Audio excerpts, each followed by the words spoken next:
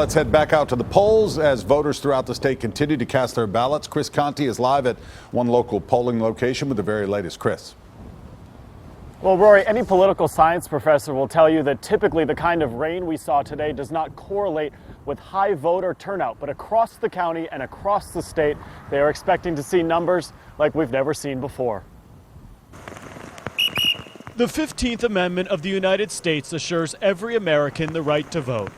But there is nothing in the Constitution that permits a rain delay. You got soaked. I got soaked, but that's all right. Outside Aiken Elementary, the rain and the turnout were equally as heavy. We've seen a few people that have been soaked. While inside, Stacy Brown did her best to keep voters moving. We've had a lot of people so far. Stacy was one of 1,600 workers Initial here. who had to be brought in to man the polls. If you will sign for me. The most Davidson County has ever hired for an election. I think people are just more concerned with what's going on. A day-long deluge would typically keep turnout low.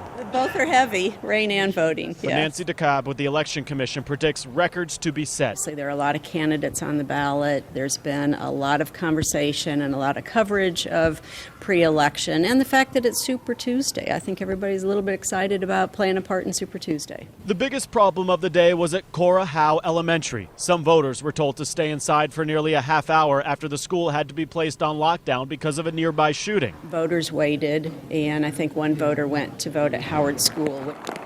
And at the Howard School, parking was the problem. But even that and a steady rain couldn't keep 71-year-old Sharon Short from casting her vote. I voted my heart today. A right that is guaranteed to her by the Constitution, even on the rainiest of days.